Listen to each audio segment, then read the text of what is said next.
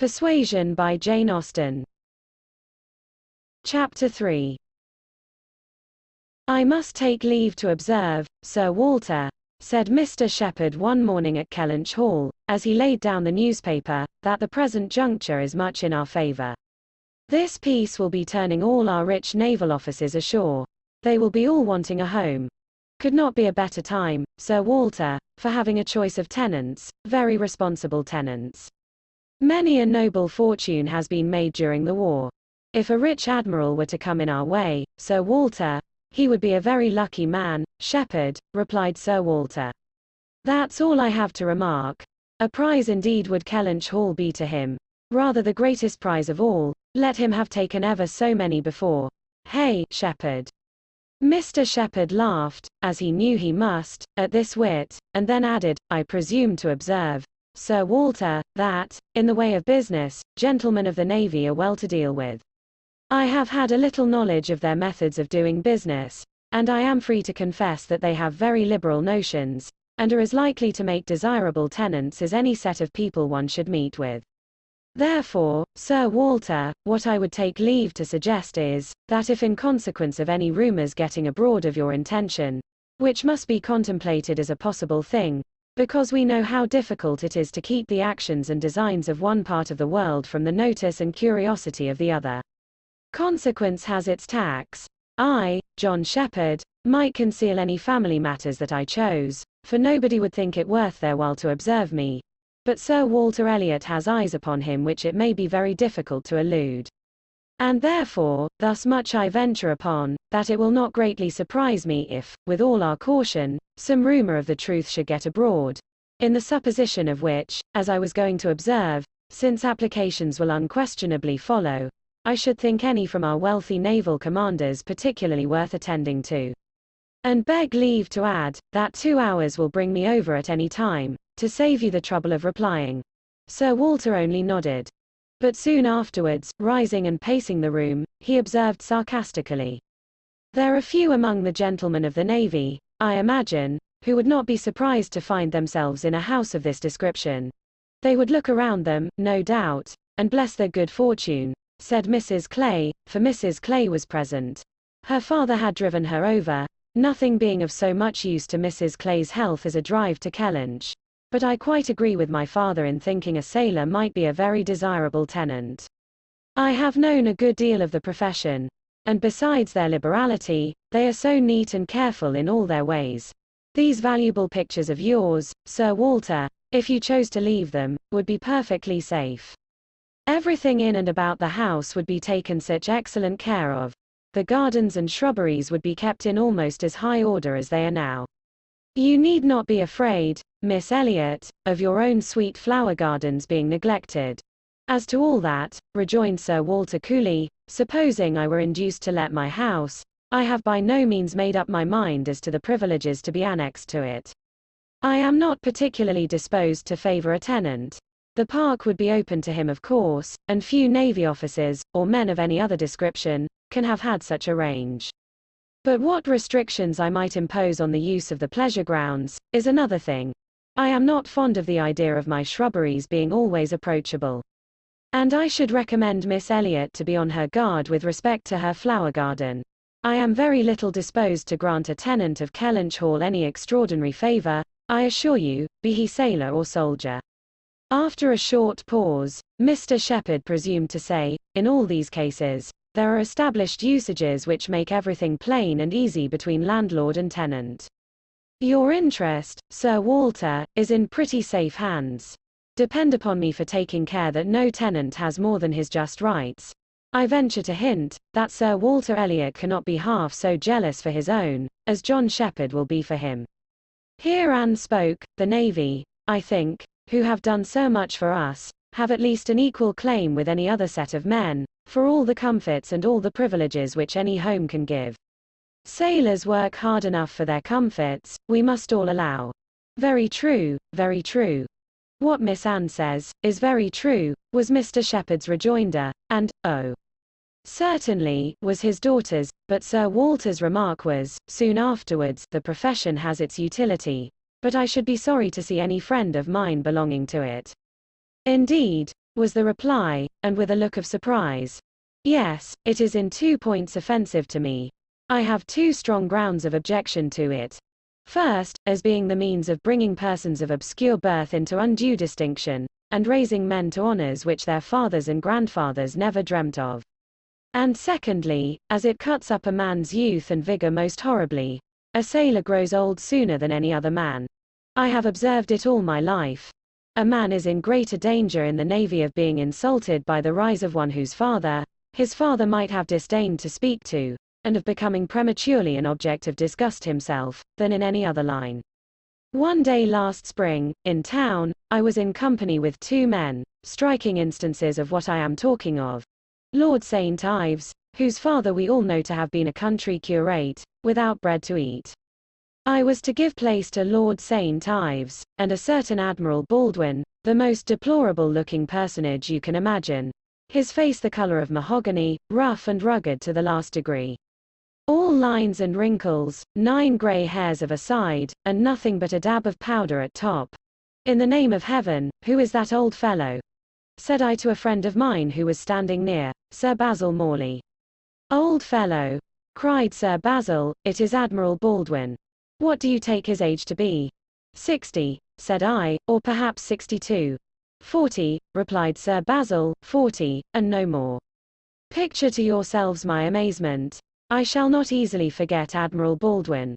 I never saw quite so wretched an example of what a seafaring life can do.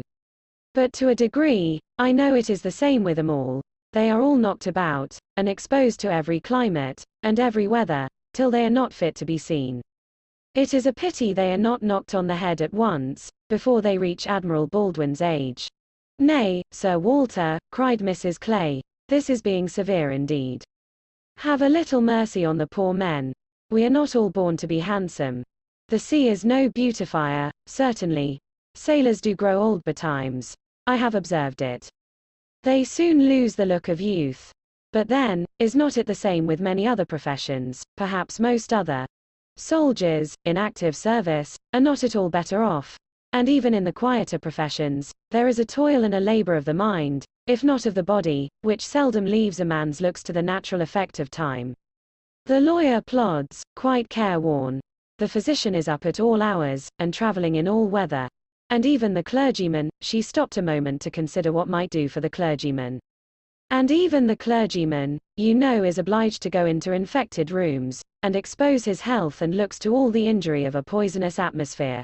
In fact, as I have long been convinced, though every profession is necessary and honorable in its turn, it is only the lot of those who are not obliged to follow any, who can live in a regular way, in the country, choosing their own hours, following their own pursuits, and living on their own property, without the torment of trying for more.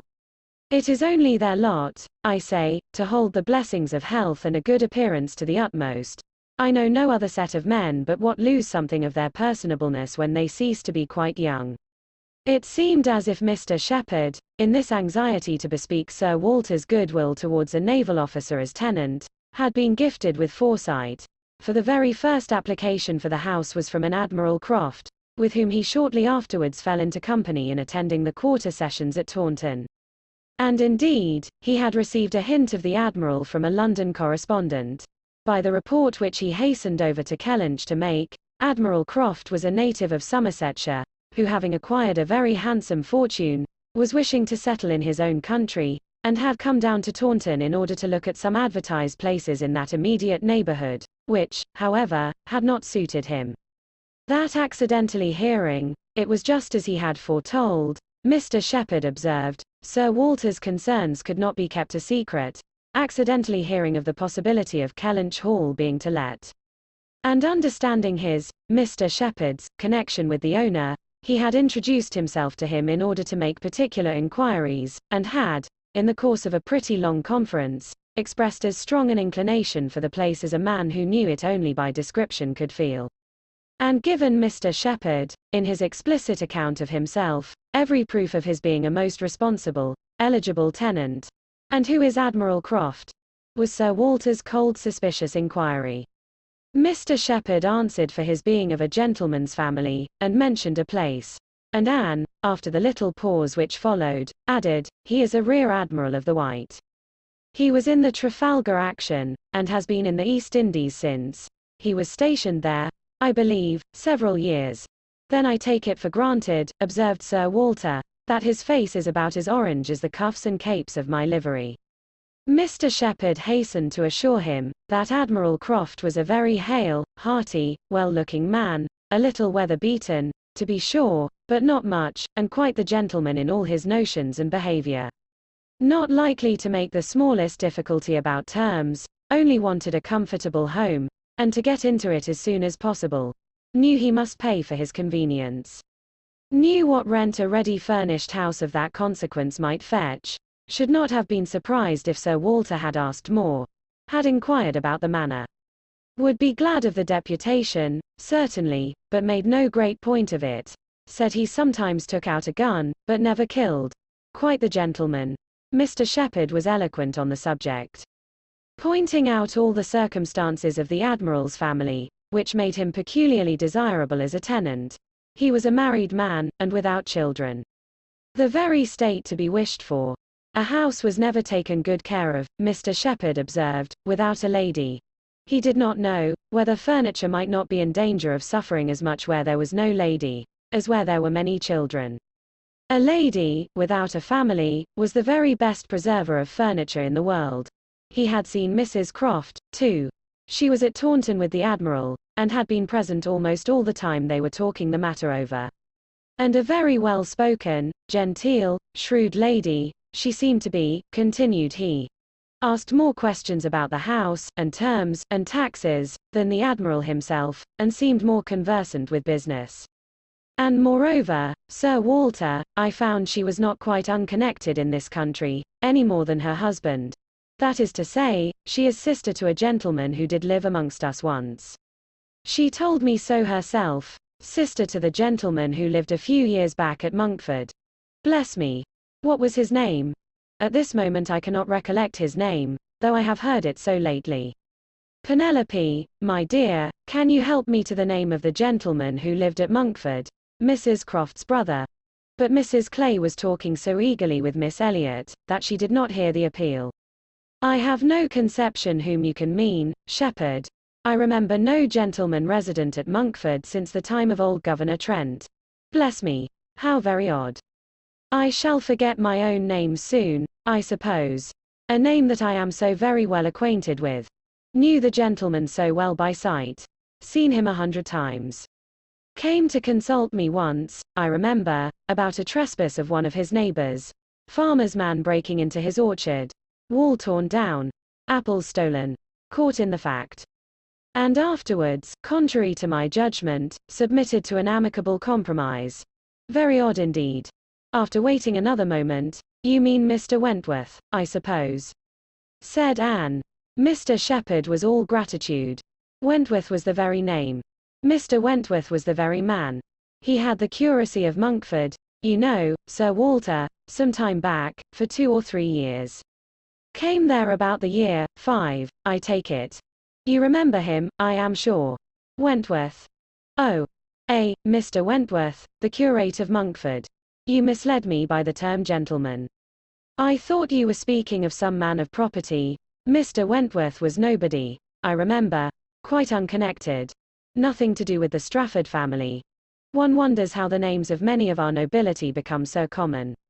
As Mr. Shepherd perceived that this connection of the Crofts did them no service with Sir Walter, he mentioned it no more, returning, with all his zeal, to dwell on the circumstances more indisputably in their favor.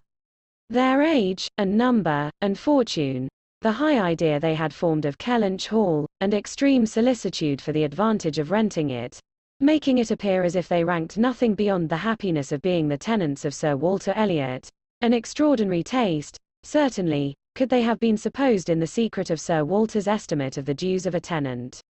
It succeeded, however, and though Sir Walter must ever look with an evil eye on anyone intending to inhabit that house, and think them infinitely too well off in being permitted to rent it on the highest terms, he was talked into allowing Mr. Shepherd to proceed in the treaty, and authorizing him to wait on Admiral Croft, who still remained at Taunton, and fix a day for the house being seen. Sir Walter was not very wise, but still he had experience enough of the world to feel that a more unobjectionable tenant, in all essentials, than Admiral Croft bid fair to be, could hardly offer. So far went his understanding, and his vanity supplied a little additional soothing, in the Admiral's situation in life, which was just high enough, and not too high. "I have let my house to Admiral Croft," would sound extremely well. Very much better than to any mere Mr. A Mr. Save, perhaps, some half-dozen in the nation, always needs a note of explanation. An admiral speaks his own consequence, and, at the same time, can never make a baronet look small. In all their dealings and intercourse, Sir Walter Elliot must ever have the precedence. Nothing could be done without a reference to Elizabeth, but her inclination was growing so strong for a removal, that she was happy to have it fixed and expedited by a tenant at hand. And not a word to suspend decision was uttered by her. Mr. Shepherd was completely empowered to act, and no sooner had such an end been reached, than Anne, who had been a most attentive listener to the whole, left the room, to seek the comfort of cool air for her flushed cheeks, and as she walked along a favorite grove, said, with a gentle sigh, "A few months more, and he, perhaps, may be walking here."